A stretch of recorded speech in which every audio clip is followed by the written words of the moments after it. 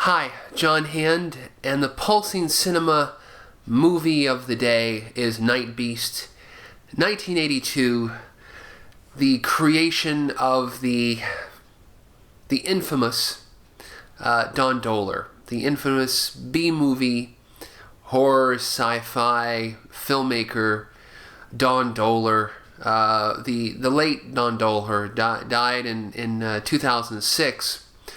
Oh man, so much to say about Don Dohler and Nightbeast. Don Dohler, there was a film made about his life and work called Blood, Boobs, and Beasts.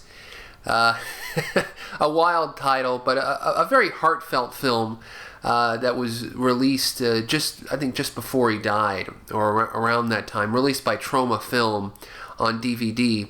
And that's a really good overview of Don Dohler's life. Don Dohler was basically part of that generation of 60s and 70s and early 80s filmmakers who were influenced by Forey J. Ackerman, who were influenced by Famous Monsters of Filmland, who were influenced by classic movie monsters. And they wanted to make their own things, but they didn't live in Hollywood, they didn't live in New York, maybe they lived off in the middle of nowhere. In the case of Don Dohler, it was Baltimore, Maryland. So he was a Maryland-based filmmaker, just like the little guys in Pittsburgh, George Romero, who, just commercial filmmakers.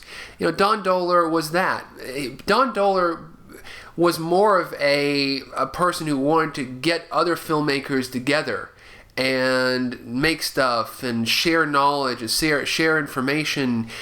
In the late 60s and early 70s, there was this movement for underground comics and people doing underground publishing and just self-publishing things in magazines and movie magazines. There was the movie magazine Cinema Fantastique or Cinefantastique came out of the late 60s and early 70s, and Don Dohler published a movie making magazine called Cinemagic, which was eventually released, republished, and began to be published by Starlog in the late 70s and early 80s. But Cinemagic was a movie making magazine that was like, before the internet, it was a place where you could publish articles about special effects, makeup, visual effects, how to distribute your film, how to write a script, and then people could write into the letters section and talk about things, promote their own works, try to find other people that were interested. It was kind of like a gathering place for people who were interested in making films. And primarily science fiction and horror, and that was the big thing. It had primarily a young adult teen audience, this magazine. So Don Dohler, came out of just nowhere and started making his own films, just doing himself, raising his own money and making these little films. The Nightbeast. Nightbeast is a 1982 alien invader film, and he kind of remade this later on as another film called The Galaxy Invader. And but Nightbeast is a film about this alien who lands on Earth, and he's just basically this guy in this kind of like shiny suit and a mask. It's a mask. And but it's a pretty good mask. The special effects are not that great. I mean, they're kind of amateur special effects, but the mask looks pretty good, pretty scary. And the alien has a ray gun and it shoots people. And then there's this police chief, the sheriff in this town that is chasing after him, and the chief has like this his hair is disturbing. It's like permed. And then he has this like woman, and there is this sex scene in the film, which I think Don Dohler did just for purely financial reasons, to just have a sex scene in the film. The sex scene in the film disturbed me as a kid. I mean, you think of like disturbing sex scenes as like Last Tango in Paris, or something out of a Pasolini film, or something like 9.5 Weeks, or some really like 50 Shades of Grey or whatever.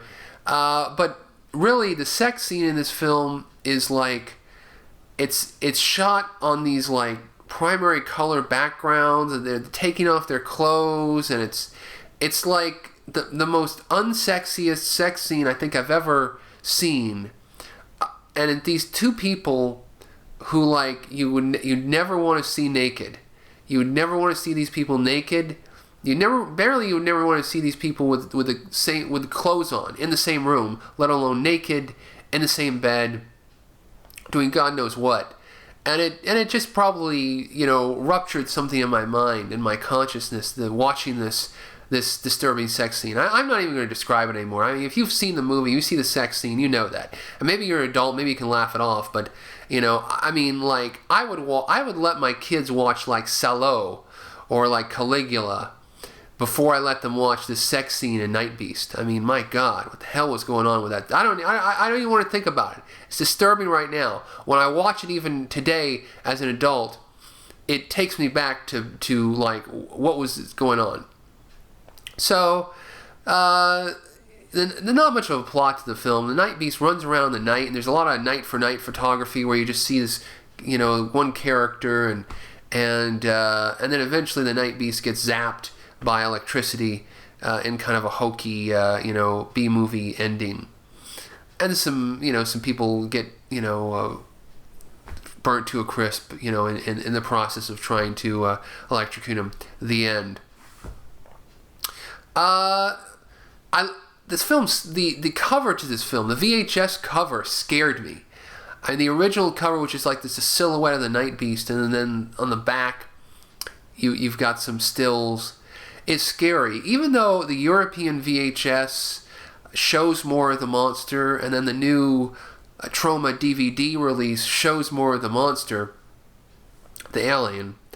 That original release was just like, it was like, looking at it, I was like, what, this looks heavy, man, this looks scary, and then I watch it, and even as a kid, it's just like a goofy, very, very, very low budget, regional horror film, regional science fiction horror, that's what it is, basically.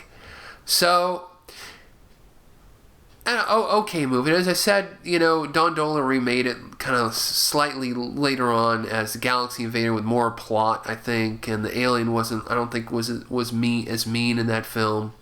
He tried to make some other films in the 80s, but I don't think it really came out very well. And then he stopped making movies for a while, and then he started making movies again in the late mid-90s to early 2000s. He didn't direct them anymore. He just did the camera work and the editing, and this other guy, Joe Ripple, directed the films. Did some stupid vampire films and some other type of horror films, and then sadly died in 2006. But in any case, Nightbeast, I remember very nostalgically, as I said, was scared by that VHS cover, was disturbed by the sex scene. I love those hokey optical effects of the ray gun. The guy has a ray gun. The alien has a ray gun in the film.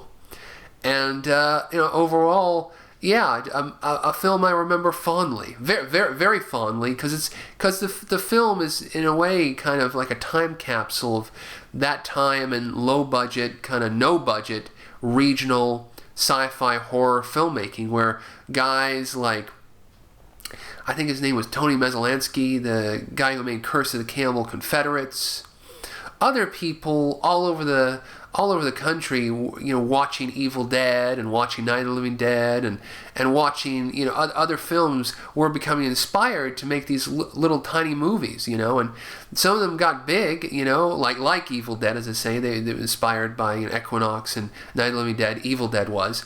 Some regional horror filmmakers got big, and other people just became like Don Dohler and made films which were eventually released on VHS, home video, released around the world, and also Return of the Deadly Spawn, the Deadly Spawn, Ted A. Bohus, his productions, some filmmakers kind of made it big, others, still made these films which to this day, continue to proliferate and infect new viewers on home video.